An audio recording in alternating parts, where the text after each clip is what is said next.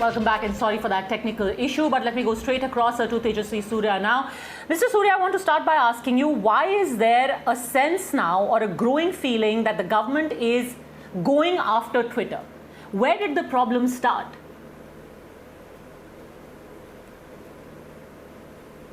Well, good evening, Padmaja.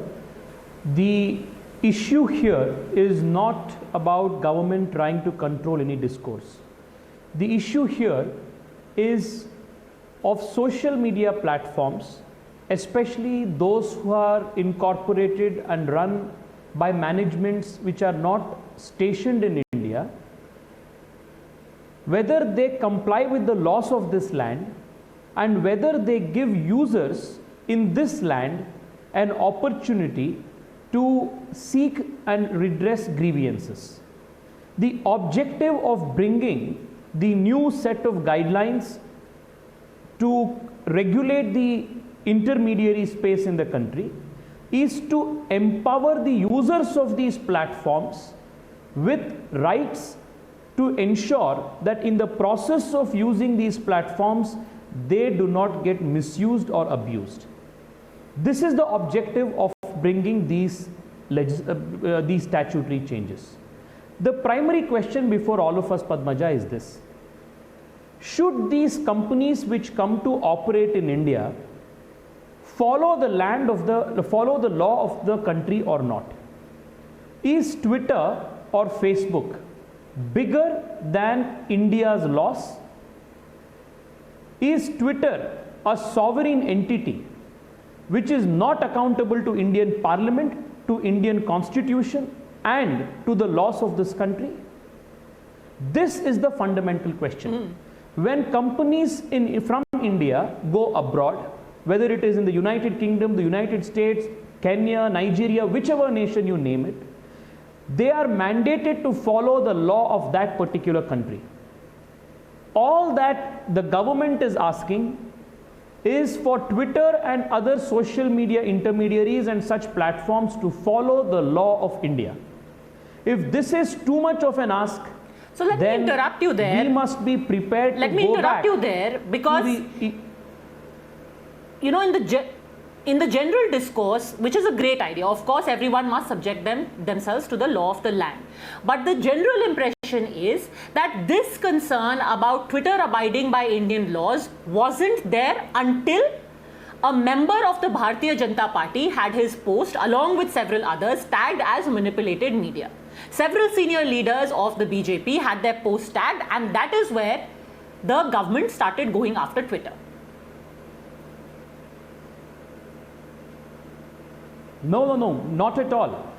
The fact that Twitter and other social media platforms are not behaving as intermediaries defined under Section 79, but are regulating content, often seen promoting a certain kind of content, demoting a certain kind of content, is in public discourse, is in public debate from the last few years. This is not of recent vintage. One thing that we must be clear on, Padmaja, is that on February the 25th of 2021, the new Information Technology Intermediary Guidelines and Digital Media Ethics Code came into force. All social media intermediaries were supposed to fulfill the obligations mandated therein. And despite the fact that the government kept giving multiple chances, Twitter to this day has not complied with the Intermediary Rules 2021. By operation of law, the protection, the exemption from liability that Twitter enjoyed under Section 79 has exhausted, stands negated by the operation of law. It is not the doing of the government, it is Twitter's own doing. Had Twitter complied with the rules, with the intermediary rules, they would have continued to enjoy the liability exemption just like Facebook, just like all other social media intermediaries continue to enjoy. But because Twitter chose on Tuesday, Twitter said it has appointed an interim chief compliance officer. Today, they do not have the safe harbor. Sorry? But they are saying let that me make- already they have let told me the make Indian it government abundantly that they clear, are appointing Padmaja. the chief compliance One officer. second. Let me. It does not take a few months to appoint a chief compliance officer, a resident grievance redressal officer. I do not understand when Twitter says repeatedly for a period of 3 to 4 months that they are striving to comply with Indian laws. What do they mean by that? Is it so difficult to appoint a redressal officer who is resident in India? If you cannot comply with the laws of this land, if users of your platform in India are subjugated and subjected to laws which are determined and which are made on the principles of laws and jurisprudence in the United States, what kind of message are we giving to the people of this country? This is nothing but East India Company in the digital avatar today. If you want to do business in India, then you must follow the laws of this country. It is as simple as that. And the laws of this country are extremely reasonable. All that the government is asking Twitter to follow is to appoint a chief grievance redressal officer who is resident in India. If Facebook can do it, if YouTube can do it, if other social media platforms can do it, why cannot Twitter do it?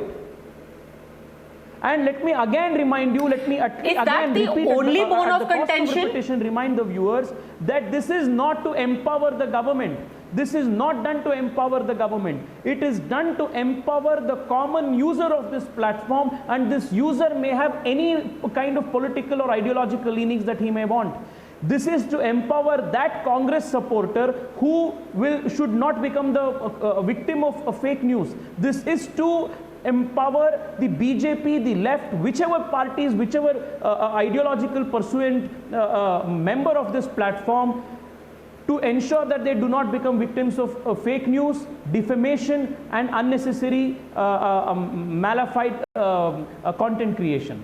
This is to empower the common user, not to empower the government. Is the issue only about the compliance officer? Because there also seems to be an issue that the government has about the kind of content that is there on Twitter and who regulates that content, who certifies that content. Isn't that also a bone of contention? Compliance is one part, but isn't content also the other part? Absolutely. Now, who should regulate content? The very basis, the very basis of getting liability exemption under Section 679 of the IT Act is on the premise that you do not have any editorial content on the content that is published on the platform.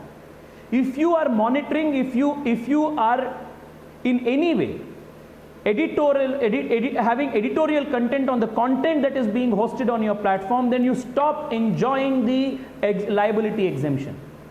You are supposed to be a platform. You need to maintain that neutrality. However, you cannot be running with the hare and also chasing with the hounds, hunting with the hounds. You can't be doing both. So Twitter cannot be judge, jury, and executioner in its own case.